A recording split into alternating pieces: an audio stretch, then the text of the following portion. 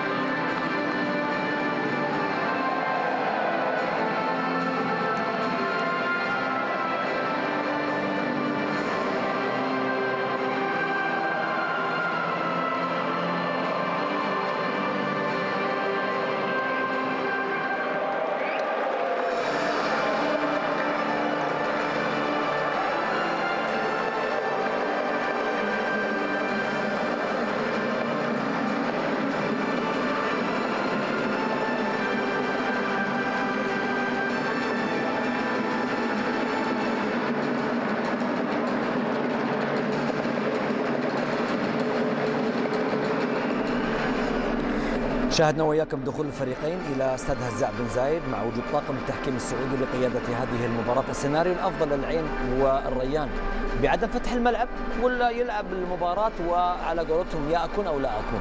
خط الدفاع العين يكون جاهز اليوم لأنه دائما يتسجل عليه أهداف بسهولة. نعم. ماذا عن الريان كابتن سامي؟ وين نقاط القوة والضعف فيها؟ نقاط القوة أكيد معناتها موجودة على مستوى الهجوم، على مستوى وسط الميدان. نقاط الضعف قلبي الدفاع، ارتكاب الهفوات، ارتكاب الأخطاء الفردية، والثقل على المستوى التغطية. وعودة تياغو كابتن، بعد تياغو أعتقد أن عودة جيدة للريان. مشاركة محمد سراج مفاجأة؟ لا بالعكس، من اللاعبين الشبان الجيدين وفرض نفسه، وبالعكس انا يعجبني المدرب اللي يبحث عن اللاعب اللي يشوفه جاهز اللي قلبه قوي بعد. طبعا نعم. انت مثل سريع يوم قال عن مشاكل اللاعبين اللي يلعبون على مزاجيتهم. هنا العين الاماراتي امام سفير الامه الريانيه نادي الريان القطري بثوبه الجديد بمدربه الجديد ومغازله احلامه المتجدده. هنا الزعيم امام الرهيب في كلاسيكو خليجي إماراتي قطري في بطولة لا تنتهي قممها ودربياتها بنظام جديد. عجل بالمواجهات الكبرى حتى قبل موعدها الأخير. العين أمام الريان هنا في هذه القمة بقيادة تحكيمية سعودية عن طريق حكم اللقاء خالد طريس الذي يدير هذه المواجهة ما بين الفريقين. اليوم في تحدي آخر لكن في قارة مختلفة هنا في آسيا. رحيمي ملك أهداف في آسيا في كرة، في فرصة تأتي لكن هناك راية مرفوعة والتسلل كان موجود. بتعود الكرة عند حارس المرمى خالد عيسى، يلعب لها كرة طويلة، نقلة روجر جيدز، فرصة الرهيب، فرصة الريان، روجر في التمهيد، تياغو كاد أن يفعلها مينديس وكاد أن يسجل أول أهداف الريان في أخطر الفرص، لكن خالد عيسى كان موجود، خالد عيسى كان حاضر، خالد عيسى ارتدى كما يرتدي دائما قفاز الإجادة في تصدياته وفي منعه لخطورة منافسيه. شهيد الكرة هو الذي أخطأ فيها لكن هو الذي صحح الخطأ بتصدي. تياغو في التسديد في كرة قوية كانت أرضية. حازم في لمسة، تريزيجيه في نقلة لكنها خاطئة لا تصل لديزارت، عادت عن طريق سفيان. رحيمي إلى محمد عوض، عيناوية، الله العين كاد أن يسجل. تمريرة إلى بارك يونغ لمصلحة نادي العين، كرة ساقطة، سفيان رحيمي سجل سفيان لكن فرحته بالهدف لم تكتمل لأن هناك تسلل كان موجود وبالتالي الهدف يلغى. قادم سان لورينزو، روجر جيدز، عنده كرة روجر، يتقدم روجر والتسديد لكنها سهلة عند حارس المرمى خالد عيسى. تريزيجيه يمرر كرة عن طريق ديزارت، أمارو، مراد ناجي، الدقيقة 27 عرضية باتجاه روجر جيدز،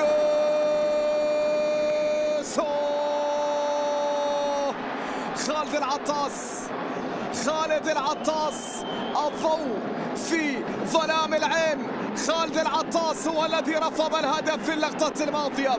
خالد العطاس هو الذي منع هدف رياني أول في كرة جيدس، في محاولة جيدس خطيرة كان. ما زالت الكرة مستمرة، نقلة من بالاسيوس والتصويبة القوية.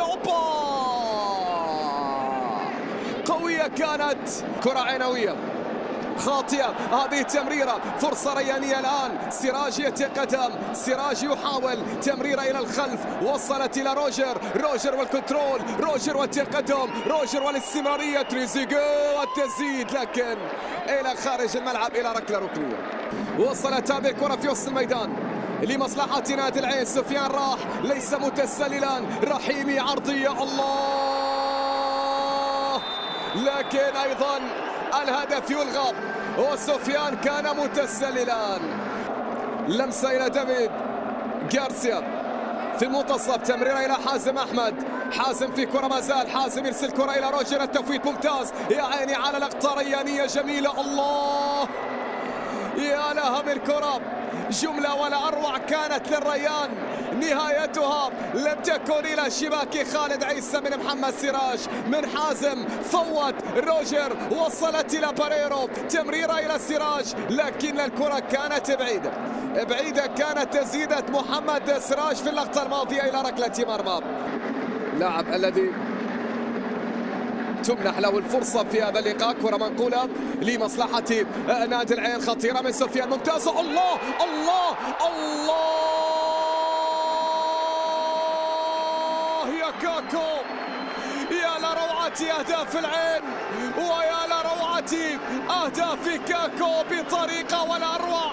لمسة إلى إيريك في اليمين أو في اليسار، عرضية لا ترسل. أوه حازم أحمد كاد أن يسجل بالخطأ كوقت محتسب بدلا من الضايع.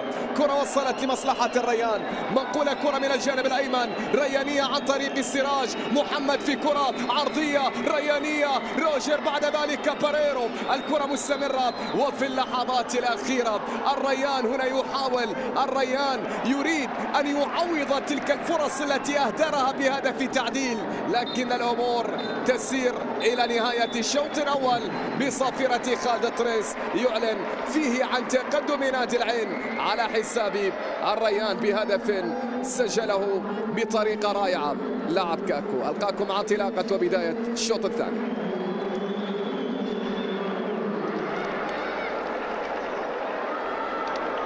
ومراد على اليمين راح يكون افضل بكثير، عنده عمق دفاعي وعنده كذلك اطراف متحركه. كمعلومه بس سريعه، ترى الريان في دوري ابطال اسيا ما سجل ولا جول في الشوط الاول طول المباريات اللي راحت، لكن في الشوط الثاني ممكن انه يسجل. دائما يكون خطر. محمد سويم الشوط الثاني كم؟ انا اتوقع العيني يعزز. احمد العين يعزز. يعزز. ناصر اروح مع الشباب. مع منو؟ اروح مع الشباب، مع احمد سعيد متفق. تعال معنا نفس السياره. ضاحي النوبي. 2-1 الريان. 2-1 الريان. محمد ان شاء الله في رجعه للريان. في رجعه للريان. في تعادل 1-1 ان شاء الله العين اللي فايز. حد ما نتوقع. مايد اذا الريان بيغير اسلوب لعبه بيفوز او على الاقل يتعادل. من هذا الكلاسيكو الخليجي القطري الاماراتي هنا في استاد هزاع بن زايد، حيث شوط المباراة الثاني ينطلق الآن بعد الشوط الأول تقدم فيه. البداية عن طريق حازم أحمد على تنفيذ الركلة الركنية لمصلحة الرهيب على يسار حارس المرمى خالد عيسى. حازم عالية الكرة، التغطية موجودة، تريزيجيه في الاستلام والتصويبة القوية. يا سلام يا سلام، لكن خالد عيسى يا فنان يا خالد في لقطة وفي تسديدة من جانب أديزارد، والله صعبة، لكن خالد عيسى. العين كم من أندية يعني عانت وهي بصفة حامل اللقب، شاهدنا السيتي في بطولة دوري الأبطال، لكنه في الجولة الأخيرة تأهل. هنا فرصة خطيرة، الله الله، قبل أن يعود للأهلي أراد أن يترك أثرا هنا في كتيبة الرهيب. إنه محمود تريزيجيه يعيد الريان إلى النتيجة، يعيد الريان هنا في استاد هزاع بن زايد. محمود تريزيجيه يسجل هدف التعادل الرهيب، هدف التعادل الرهيب وفرحته جماهير الريان التي انتقلت إلى مدينة العين لتساند محبوبها معشوقها الرياني. تريزيجيه أراد أن يقول لم تأتوا من فراغ، بل لأنكم تعلمون أننا بشكل مختلف، بمعنويات تختلف، بثوب يختلف. الريان الذي يريد أن يبقي على مغازلة أحلامه أمنياته. هنا تريزيجيه بكرة، تريزيجيه بتسديدة، تريزيجيه نعم قبل أن يعود إلى الأهلي يريد أن يترك أثرا في كتيبة الرهيب، وهنا يفعل في كرة العودة. باولو فيكتور يلعب له كرة في الطرف الأيمن. أندري أمارو ماذا فعلت يا أمارو في اللقطة الماضية؟ ماذا تفعل يا تياغو مينديز في اللقطة الثانية؟ بينما هنا كرة ريانية في وسط الميدان لمصلحة الرهيب عن طريق تياغو، لمسة إلى سراج، روجر جيدس على التصويبة لكن كان أنانيا. روجر جيدس بطل لإقارة آسيا في الموسم الماضي. كرة منقولة وصلت عن طريق آدم بيريرو يمرر كرة ممتازة، نقلة تريزيجيه والتسديدة لكن بعيدة هذه المرة، بعيدة هذه المرة، تحولت إلى خارج الملعب إلى ركلة مرمى. تجمع السد القطري أمام الأهلي السعودي، ولا لدينا فرصة عنوية. الله الله الله لمصلحة نادي العين ومواكبة هذا التطور على مستوى الأنظمة الجديدة التي تخلق تنافس أكبر. شاهدنا أوروبا وشاهدنا ما حدث، بينما روجر جيدس في كرة. الله اسعد فريقك يا ريان، واصل مغازلة أحلامك يا رهيب. هكذا يقول روجر، هكذا يقول جيدش. الريان يقلب الطاولة على حساب العين، الريان يسجل ثاني الأهداف عن طريق روجر، عن طريق جيدس من رمية التماس. كرة ذكية، كرة كانت ذكية نعم من جانب باريرو إلى روجر جيدس والتسديد يسارية قوية في شباك خالد عيسى. الريان يسجل ثاني الأهداف وفي الأوقات الحاسمة هذا الرهيب حاسم، في الأوقات الحاسمة هذا الرهيب حاسم. تسديدة قوية يسارية عن طريق روجر جيدس يسجل من خلالها ثاني أهداف الرهيب، ثاني أهداف الرهيب. الريان مع آرتور جورج غير، الريان مع آرتور جورج غير. هكذا يقول الرياني، وهكذا يتغنى الرياني، وهكذا يعلم الرياني، وهكذا تعلم الأندية التي تنافس الريان من دون أدنى شك. بندر الأحبابي على تنفيذ، بندر الأحبابي على تنفيذ الركلة الحرة.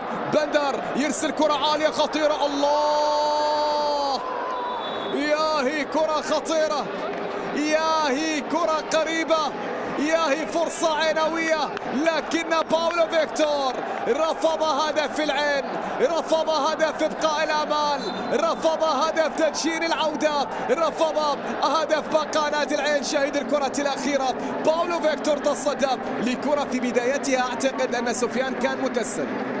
نعم هذا القرار فيما يبدو، سفيان رحيمي كان متسللا. بينما هنا فرصة ريانية تأتي سهلة عند حارس المرمى خالد عيسى. كرة بندر الأحبابي نقلة، التغطية موجودة من دفاعات الريان، من دفاعات الرهيب، وصلت بينية إلى سفيان رحيمي أو كاكو التسديد، لكن حارس المرمى يتصدى. الكرة بتعود مرة أخرى لمصلحة نادي الريان، لكن تسلل في البداية. محاولة قائمة، فرصة مستمرة، عينوية عالية، التغطية موجودة، عادت مرة أخرى، التصويبة القوية لكن إلى خارج الملعب إلى ركلة مرمى. حسين كرة مقطوعة، بينما هنا مراد ناجي يضغط، مرور بشكل ممتاز من سلموني رائع. أو هذا من هذا؟ سنابريا في كرة، سنابريا سنابريا تقدم، سنابريا التسديد لكن بعيدة كرة سنابريا. مجهود فردي من سنابريا أراد فيه أن يتكفل بإعادة نادي العين، لكن الكرة كانت بعيدة. لاعب الذي مثل المنتخب الأرجنتيني للشباب سنابريا. اللقطة الأخيرة باولو فيكتور ومراد ناجي. باولو هنا رفع سقف آماله وطموحاته وحظوظه إلى مستوى عالي من الطموح. حينما نتحدث عن الريان هنا تريزيجيه، وحينما نتحدث عن الرغبة هناك محمود، لكن التغطية كانت موجودة. الوقت المحتسب بدلا من الضائع انتهى، ومعها آمال العين انتهت.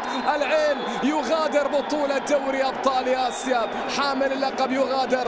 الريان الرهيب كان رهيبا قولا وفعلا مع المدرب أرتور جورج. الريان يفوز هدفان، الريان هدف نادي العين. مبروك للريان ولأمة الرهيب، هارد لك للعين. هذه الخسارة وأيضا هذا الوداع. مباراة انتهت، أرجو أنكم استمتعتم من خلالها. إلى اللقاء.